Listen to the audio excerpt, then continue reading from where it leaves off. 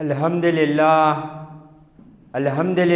رب العالمین والصلاة والسلام علی سید المرسلین وعلی آلہ واصحابہ اجمعین ومن تبعہم بإحسان الی یوم الدین اما بعد قال اللہ تبارک و تعالی فی القرآن المجید والفرقان الحمید فاعوذ باللہ من الشیطان الرجیم بسم اللہ الرحمن الرحیم وبالوالدین احسانا صدق اللہ العظیم۔ میرے زندگی کا مقصد تیرے دین کی سرفرازی، میں اسی لیے مسلمان، میں اسی لیے نمازی۔ محترم و مکرم عزیز سامعین کرام، السلام علیکم ورحمۃ اللہ وبرکاتہ۔ ابھی میں نے جو آیت مبارکہ کی تلاوت کی، اس میں اللہ تعالیٰ ارشاد فرماتا ہے اپنی والدین کے ساتھ احسان کیا کرو، ان کے ساتھ نیکی کیا کرو، ان کے ساتھ بھلائی کیا کرو، ان کے ساتھ حسن سلوک کیا کرو۔ اللہ تعالیٰ نے اپنی عبادت کے بعد ماں باپ کے ساتھ احسان کرنے کا ہمیں حکم دیا ہے۔ یہ اس لیے ماں باپ کی اتنی زیادہ تعظیم بتائی گئی ہے، اتنی زیادہ تاکید کی گئی ہے، کیونکہ ہمارا دنیا میں آنے کا ظاہری سبب ہمارے ماں باپ ہے۔ ہم جو وجود میں آئے ہمارے ماں باپ کے ذریعے آئے ہم دنیا میں، اسی لیے اس نئے ماں باپ کے لیے تعظیم کا حکم کیا جا رہا ہے۔ اور جیسے اللہ تعالیٰ عبادت میں لا شریک ہے، کوئی اس کا شریک نہیں ہے عبادت میں، ویسے ہی ماں باپ محبت میں لا شریک ہے، ان کا کوئی شریک نہیں ہے محبت میں۔ اس قدر ماں باپ اپنی اولاد سے محبت کرتے ہیں، اور جس کو اللہ توفیق دے دے،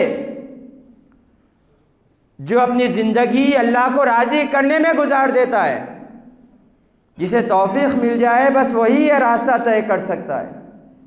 اگر کوئی راستہ طے کر رہا ہے راہ سلوک کا، اللہ کو راضی کر رہا ہے، اس کے لیے ماں باپ احسان عظیم ہے اس کے اوپر اس کے ماں باپ، یہ اللہ تعالیٰ کا سب سے بڑا ایک انعام ہے اس کے لیے، جو راہ سلوک طے کرتا ہے۔ کیونکہ حضور پاک صلی اللہ علیہ وآلہ وسلم نے ارشاد فرمایا جن کے والدین خوش ہیں اس سے اس کا رب خوش ہے۔ بولتے اگر تمہارے ماں باپ تم سے خوش ہے تو یہ سمجھ لو کہ اللہ تمہارے سے خوش ہے۔ اگر تم سے تمہارے ماں باپ ناراض ہے تو سمجھ جاؤ کہ اللہ ناراض ہے۔ اگر تم اپنے ماں باپ کو راضی کر لیے تو اللہ تعالیٰ تم سے راضی ہو گیا۔ اپنے ماں باپ کو خوش کر لیے، سمجھ جاؤ اللہ تم سے خوش ہے۔ اللہ ماں باپ کا آپ کے ساتھ حسن سلوک ہے تو آپ سمجھ جائیے کہ اللہ آپ سے راضی ہے۔ اگر ماں باپ ناراض ہے، چاہے بندہ جماعتوں میں چلے جائیں، چاہے بندہ کثرت سے نفلی روزے رہے، چاہے رات بھر رب کی بارگاہ میں قیام کرے، اللہ کو کوئی پرواہ نہیں ہے اس کی عبادت۔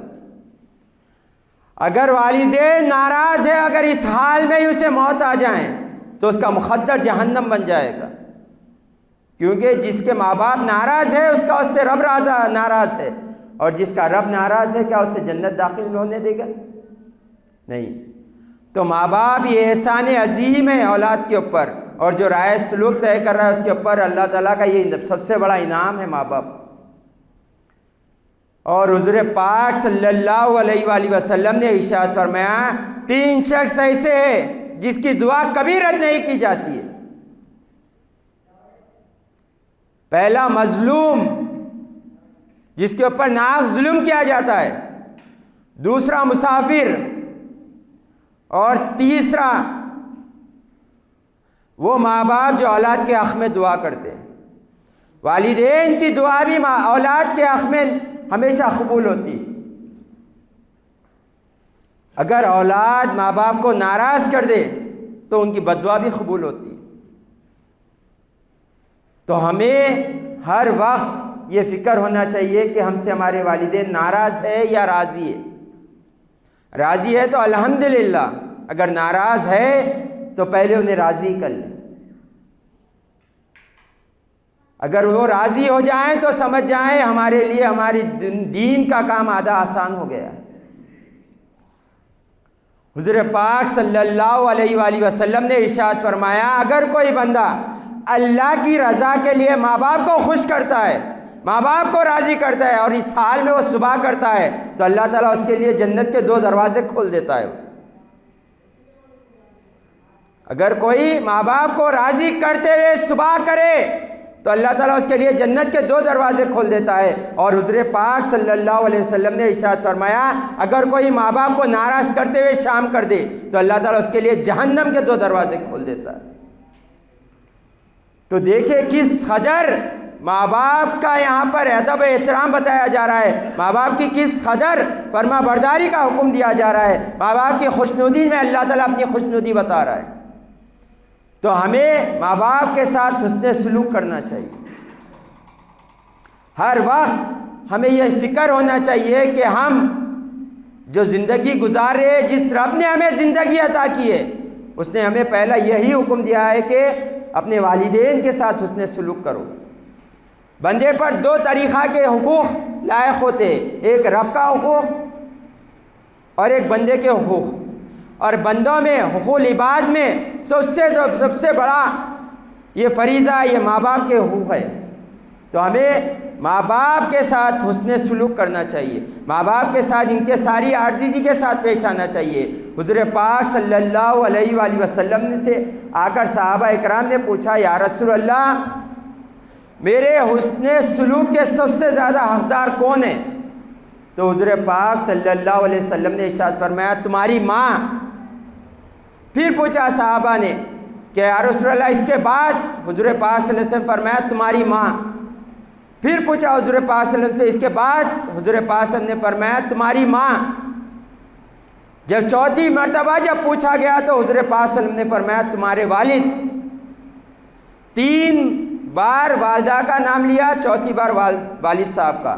اس میں شارحین فرماتے ہیں کہ اس کی وجہ یہ ہے کہ 3 مرحلے ایسے ہیں، 3 مرحلے ایسے ہیں جس میں صرف ماں تکلیف اٹھاتی ہے، باپ تکلیف نہیں اٹھاتا۔ اس کی وجہ سے 3 درجے بلند ماں کو دیے گئے۔ ایک حمل کا وقت، پریگننسی کا وقت، یہ صرف ماں طے کرتی ہے، باپ اس میں کوئی تکلیف برداشت نہیں کرتا۔ اور دوسرا ڈیلیوری کا وقت،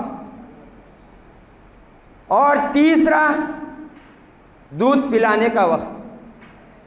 2 سال اپنا خون جگر دودھ جو ماں پلاتی ہے، یہ 3 مرحلے ماں طے کرتی ہے، باپ طے نہیں کرتا۔ اسی لیے ماں کا مقام مقدم رکھا گیا ہے۔ تو ہم اپنے زندگیوں کو دیکھیں، جو ماں باپ کی وجہ سے ہم یہ امت میں پیدا ہوئے، یہ احسان عظیم ہے ماں باپ کا۔ یہ والدین ہے بول کر ہم اس امت میں پیدا ہوئے۔ اس امت کے بارے میں حضور پاک صلی اللہ علیہ وسلم نے فرمایا دنیا کے تمام زمانوں میں سب سے بہترین زمانہ میرا زمانہ ہے بول۔ اور اس امت میں پیدا ہونے کے لیے 70 انبیاء اکرام نے دعا کی اللہ تعالیٰ سے، اور موسیٰ علیہ السلام تو باکثرت اللہ سے دعا کرتے تھے۔ تو یہ ماں باپ ہمارے لیے ذریعہ بنے ہیں۔ ماں باپ کو اتنا مقام کیوں دیا گیا ہے؟ کیونکہ انہوں نے ظاہری سبب ہمیں دنیا میں بھیجا گیا ہے، ان کے ذریعے ہم دنیا میں آئے ہیں۔ اسی لیے ماں باپ کا اتنا بڑا مقام ہے، تو سوچیں نبی کریم صلی اللہ علیہ وآلہ وسلم کا مقام کیا ہوگا، ان کا مرتبہ کیا ہوگا، سوچیں۔ ہمیں اپنی زندگی دیکھنا ہے اور اپنے ہر لمحہ ہر قدم ماں باپ کو راضی کرنے میں، اللہ کی عبادت کرنے میں لگانا ہے۔ اور جب ہم صحابہ اکرام کی زندگی، اہل بیت اطہار کی زندگی دیکھتے ہیں تو لوگوں نے جو ماں باپ کے ساتھ حسن سلوک کیا ہے اس کی نظیر زمانے میں نہیں ملتی۔ امام حسن رضی اللہ تعالیٰ عنہ کبھی بھی اپنے والدہ کے ساتھ دستر پر نہیں بیٹھا کرتے تھے، بی بی فاطمہ رضی اللہ تعالیٰ عنہ کے ساتھ۔ تو ایک مرتبہ آپ نے پوچھا ہے بیٹے حسن کیوں میرے ساتھ تم دستر پہ نہیں بیٹھتے؟ تو امام حسن رضی اللہ تعالیٰ عنہ کہنے لگے اے امی جان میں اس ڈر سے آپ کے ساتھ دستر پہ نہیں بیٹھتا ہوں میں کہیں وہ لقمہ نہ لے لوں جس پر آپ کی نظر ہو، کہیں میں بے ادبوں میں نہ لکھا جاؤں، اسی لیے میں آپ کے ساتھ دسترخوان پر نہیں بیٹھتا۔ تو بی بی فاطمہ رضی اللہ تعالیٰ عنہ کہنے لگے آپ میرے ساتھ دستر پہ بیٹھے، آپ کو اجازت ہے۔ یہ اس قدر ڈرا کرتے تھے والدین سے، کہیں یہ ناراض ہو جائے تو ہمارا رب ناراض نہ ہو جائے بول۔ اور آج ہم کیا سلوک کر رہے ہیں ماں باپ کے ساتھ؟ معاشرے کا جب نظر کرتے ہیں تو یہ لگتا ہے کہ کسی کو اپنی آخرت کی پرواہ نہیں ہے بھائی۔ ہم غور کریں کیسے معاشرے میں ماں باپ کے ساتھ حسن سلوک کیا جا رہا ہے۔ آج دنیا میں سب سے زیادہ جس کے حقوق پامال کیے جا رہے ہیں، جس کے ساتھ بدسلوکی کی جا رہی ہے، وہ ماں باپ ہے، اور کوئی نہیں، ان کی اولاد خود ان کے ساتھ کر رہی ہے۔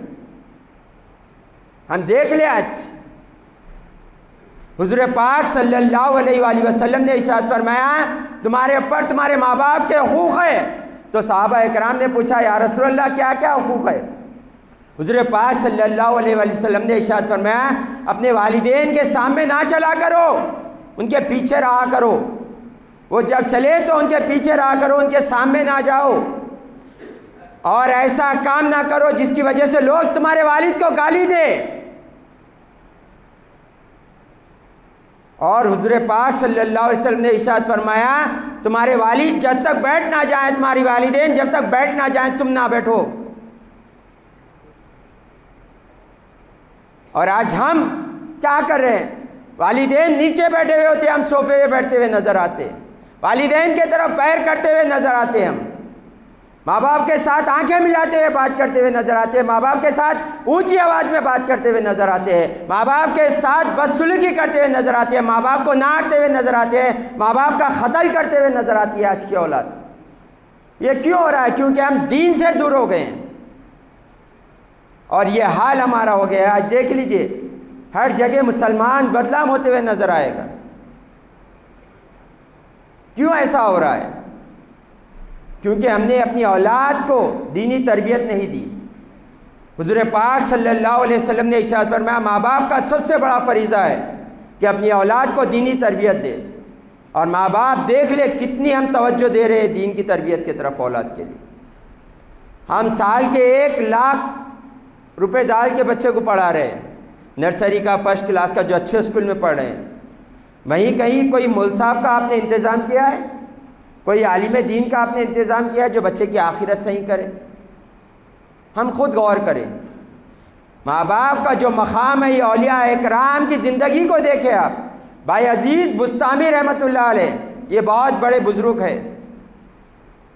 آپ کے والدہ نے آپ سے ایک مرتبہ پانی منگایا ہے، بایزید پانی پلاؤ، تو اب جب تک پانی لے کر جاتے پیالے میں آپ کے والدہ کی نیند لگ گئی، تو آپ ساری رات وہ پیالہ لے کر والدہ کے سامنے کھڑے رہے۔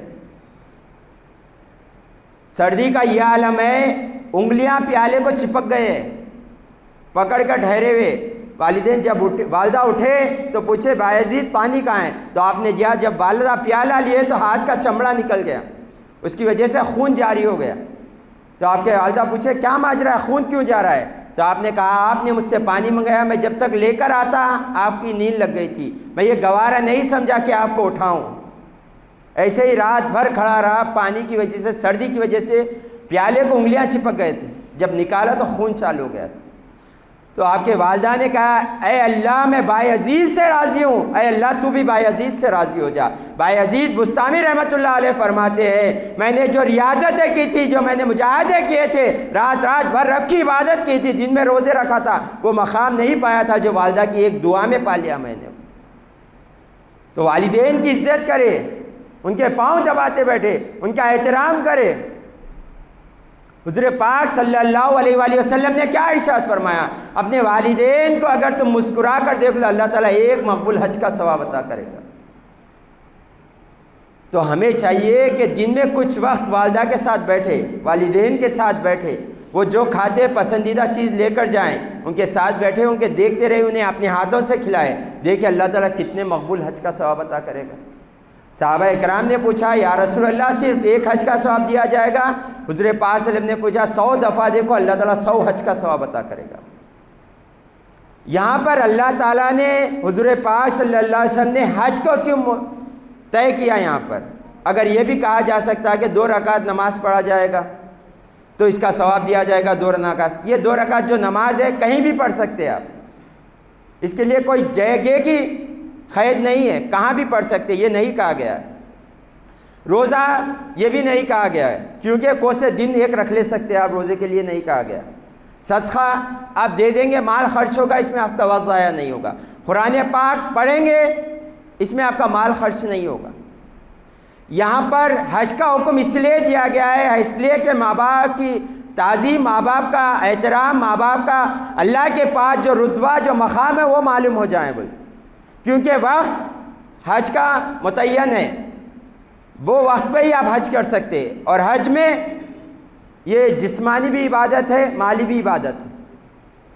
آپ کو مال خرچ کر کے بھی جانا ہے، آپ کو اپنے جسم کی طاقت بھی لگانا ہے۔ تو یہ جو طاقت لگا کر، جو دن رات ایک کر کر، حلال کمائی کما کر، اب حج کا موقع آنے والا ہے، کتنے لوگوں کی طلب ہوں گی حج کو جانے کے لیے؟ ہر ایک کی تمنا ہوتی ہے کہ ہم حج کو جائیں، اللہ کی بارگاہ کا طواف کرے وہ۔ تو کتنے لوگ ہیں جو پیسے لگا کر حج کو جاتے ہیں، کاروبار کو روک کر حج کو جانا پڑتا ہے، اپنے بیوی بچوں کو چھوڑ کر حج کو جانا پڑتا ہے، اپنے گھر بار، اپنے ملک کو چھوڑ کر حج کو جانا پڑتا ہے۔ پھر وہاں پر گئے بعد احرام کی پابندی، پھر صحیح کرو، پھر عرفات مینا جاؤ، پھر پلٹ کر جب آیا جاتا ہے پوچھو آپ حاجی سے کیا تمہارا حج قبول ہو گیا ہے؟ کوئی یہ دعوے کے ساتھ نہیں کہہ سکتا کہ میرا حج قبول ہو گیا، مگر حضور پاک صلی اللہ علیہ وسلم نے ارشاد فرمایا والدین کو خوش دلی سے ایک بار دیکھ لو، اللہ مقبول حج کا ثواب عطا کر دے گا۔ تو ہم والدین کے ساتھ بیٹھے، ان کے ساتھ گفتگو کریں۔ بھائی عزیز بستامی رحمۃ اللہ علیہ کو اللہ تعالیٰ نے اپنے راہ کی طلب دی، رائے سلوک طے کرنے کا آپ کے دل میں جذبہ پیدا ہوا، تو آپ اپنے والدہ کے پاس گئے اور کہا کہ اے امی جان، تمہارے حق ادا کروں یا رب کو راضی کروں؟ ایک کام کرو، آپ اپنے حق مجھ سے معاف کر دو، آپ مجھے، میں اللہ کو راضی کر دوں گا۔ تو آپ کے والدہ ماجدہ نے کہا کہ اے بیٹے بھائی عزیز، میں تجھے اپنے حقوق معاف کرتی ہوں۔ بھائی عزیز بستامی رحمۃ اللہ علیہ کئی سال جنگلوں میں گزار دیے، رب کی عبادت میں، ریاضت میں کئی سال جنگلوں میں گزار دیے۔ تو ایک مرتبہ بستان کے طرف سے گزر ہوا تو سوچا کہ چلو والدہ سے حال دریافت کر کر آگے بڑھتا ہوں، ساری زندگی کبھی والدہ کی خدمت نہیں کی، چلیے ایک مرتبہ ایسے ہی والدہ کیا حال چال پوچھ کر آگے بڑھتا ہوں۔ یہ سوچ کر جب گھر پہنچے تو رات ہو رہی تھی، تو سوچا کہ کیوں والدہ کو آواز دے کر تکلیف دوں جس کی ساری زندگی میں نے خدمت نہیں کی۔ وہی دروازے کن بیٹھے رہے، جب تہجد کا وقت ہوا تو نالی سے پانی آنے لگا، اور والدہ نماز پڑھے مصلی بچھا کر، جب نماز ہو گئی تو دعا کرے اے اللہ میں نے اپنے حقوق بایزید کو معاف کر دیا، تو اپنا وصال انہیں عطا فرما۔ آپ دروازہ کھٹکھٹاتے اور اندر جا کے ماں کے گلوں کو لپٹ کر کہتے ہیں جس رب کو میں تلاش کر رہا تھا وہ تو میری ماں کے پاس تھا۔ وہ تو ماں کا یہ مقام ہے، ماں باپ کا، اور آج ہمارا اس نے سلوک کیا ہے ماں باپ کے ساتھ؟ ہمیں فکر کرنا چاہیے، ہمیں غور کرنا چاہیے، ہمیں اپنے زندگیوں کو دیکھنا ہے، ہمیں کیسے اپنی زندگی گزار رہے ہیں، رب راضی ہو رہا ہے یا نہیں ہو رہا ہے۔ امام غزالی رحمۃ اللہ علیہ فرماتے ہیں میں نے ساری زندگی دو لوگوں کی تلاش کی اور میرا وصال کا وقت قریب آ گیا، میں نہیں پایا ان دو لوگوں کو۔ پہلا وہ شخص جو ماں باپ کو عزت دے، ماں باپ کا احترام کرے، ماں باپ کے ساتھ حسن سلوک کرے، کبھی میں نے اس کو ذلیل اور رسوا ہوتے ہوئے نہیں دیکھا۔ اور دوسرا وہ شخص جو ماں باپ کو ذلیل کرے، ماں باپ کو رسوا کرے، ان کے حقوق پامال کرے، میں نے کبھی اس شخص کے سر پر عزتوں کا تاج نہیں دیکھا، ہمیشہ ذلیل ہوتے ہوئے دیکھا جو ماں باپ کا نافرمان۔ اور حضور پاک صلی اللہ علیہ وآلہ وسلم نے ارشاد فرمایا جو بندہ رب کی نافرمانی کرتا ہے، جو گناہ کرتا ہے، اللہ تعالیٰ ہر گناہ کی سزا اللہ تعالیٰ اسے قیامت میں دے گا، مگر جو والدین کا نافرمان ہے اللہ تعالیٰ اسے دنیا میں بھی سزا دے گا اور آخرت میں بھی سزا دے گا۔ اور آج دیکھ لے جو والدین کے نافرمان ہوتے ہیں، اب تاریخ اٹھا کر دیکھیں گے ان کی اولاد انہیں ذلیل اور رسوا کرتے ہوئے نظر آئے گی، کیونکہ اللہ نے قانون بنا دیا کما تدینو تدانو، تم جیسا کرو گے تمہارے ساتھ ویسے ہی کیا جائے۔ اور آج تاریخ اٹھا کر آپ دیکھیں جو والدین کو رسوا کرتی ہے وہ اولاد کبھی خوش نہیں رہتی، ان کی اولاد بھی انہیں رسوا کرتی ہے۔ تو ہمیں چاہیے کہ ہم اپنی زندگیوں کو دیکھیں کیسے ہم اپنی زندگی گزار رہے ہیں۔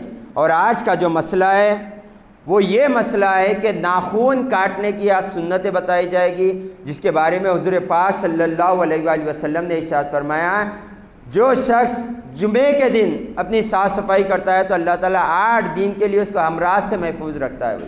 اور حضور پاک صلی اللہ علیہ وآلہ وسلم کا یہ طریقہ کار رہا ہے کہ ہر جمعے کے دن حضور پاک صلی اللہ علیہ وسلم اپنے ناخن کاٹا کرتے تھے اور بغل کے بال کاٹا کرتے تھے اور ناک کے نیچے کے بال کاٹا کرتے تھے۔ یہ سنت مبارکہ ہے کہ ہر جمعے کو صاف صفائی کی جائے، اور ناخن کاٹنے کا طریقہ یہ ہے کہ سیدھے ہاتھ کی شہادت کی انگلی سے شروع کیا جائے۔ یہ سنت طریقہ ہے، سیدھے ہاتھ کی شہادت کی انگلی سے شروع کیا جائے گا اور کر انگلی کی طرف جایا جائے گا۔ شہادت کی انگلی سے کر انگلی کی طرف جایا جائے گا، اور دائیں ہاتھ کی کر انگلی سے شروع کیا جائے گا اور انگوٹھے کی طرف آئیں گے۔ دائیں ہاتھ کی کر انگلی سے شروع کریں گے، انگوٹھے کی طرف آئیں گے، اور آخری میں سیدھے ہاتھ کا انگوٹھا کے ناخن کٹ کیا جائے گا۔ اس کا یہ ہوگا کہ سیدھے ہاتھ سے شروع ہوگا اور تیسرے ہاتھ پر ہی ختم ہوگا۔ شہادت کی پہلی انگلی سیدھے ہاتھ سے شروع کیا جائے گا، کر انگلی کی طرف جایا جائے گا، اور دائیں ہاتھ کی کر انگلی سے انگوٹھے کی طرف آیا جائے گا، اور آخری میں سیدھے ہاتھ کا انگوٹھا کاٹا جائے گا۔ اور پیروں کا جو سنت طریقہ یہ ہے کہ سیدھے پاؤں کی کر انگلی سے شروع کیا جائے گا اور لیفٹ پیر کی کر انگلی پر ختم کیا جائے گا۔ یہ سنت طریقہ ہے۔ ہمیں اپنی زندگی اللہ اور رسول کے بتائے ہوئے طریقے پہ گزارنا ہے، کیونکہ یہ زندگی گزر جائے گی، آپ کیسے بھی گزارے گزر جائے گی۔ اللہ اور رسول کی فرما برداری میں گزر جائے گی، ان کی نافرمانی میں گزر جائے گی، مگر ہمیں دنیا میں اپنی آخرت بنانے کے لیے بھیجا گیا ہے۔ حضور پاک صلی اللہ علیہ وسلم کا کردار ہمارے لیے بہترین نمونہ ہے۔ آپ جیسے زندگی گزارے ویسے زندگی گزارے، ہر لمحہ عبادت میں لکھا جائے۔ تو ہمیں ناخن کاٹنا ہے، کیوں نہ سنت طریقے پہ کاٹ لیں؟ اس کا فائدہ یہ ہوگا کہ بیماریوں سے بھی بچے گی، ثواب بھی لکھا جائے گا۔ تو ہمیں اپنی زندگیوں کو اچھے سے اچھے گزارنا ہے۔ حضور پاک صلی اللہ علیہ وآلہ وسلم نے ارشاد فرمایا اگر کوئی شخص میری سنت کو ہلکا جان کر چھوڑ دے، کٹ کر لیں گے، کیسا بھی کرنا ہے، کیسا بھی پہننا ہے، کیسا بھی کھانا ہے، اگر کوئی یہ سوچ کر ہلکا سمجھ کر چھوڑ دے میری شفاعت اس پر حرام ہے بول کر حضور پاک صلی اللہ علیہ وسلم نے فرمایا۔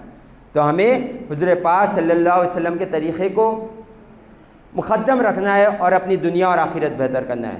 اللہ سے دعا کرتے ہیں یا اللہ ہم سب کو تیرے اور تیرے محبوب کے بتائے ہوئے طریقے پہ زندگی گزارنے کی توفیق عطا فرما، ہم سب کو نیک اور ایک ہونے کی توفیق عطا فرما۔ یا اللہ ہم سب کے کاروبار میں، رزق میں، علم میں، ایمان میں، عمر میں برکت عطا فرما، دگنی رات چودی دینی دنیاوی اخروی ترقیاں عطا فرما، حاسدوں کے حسد سے، منافقوں کے نفاق سے، نظر بد سے، حادثات سے، امراض سے، جادوئی بلاؤں سے، زمینی آسمانی بلاؤں سے ہم سب کو محفوظ عطا فرما۔ یا اللہ یہاں جتنے موجود ہیں سب کے دلوں کے حال تو بہتر جانتا ہے، سب کی تمام دلی جائز مرادیں پوری عطا فرما، ہمیں حج کی سعادت نصیب فرما، ہمیں بار بار عمرہ جانا نصیب فرما۔ یا اللہ ہمیں اپنی زندگی تیرے اور تیرے محبوب کے بتائے طریقے پہ گزارے، ایسی توفیق عطا فرما۔ وآخر دعوانا ان الحمد للہ رب العالمین۔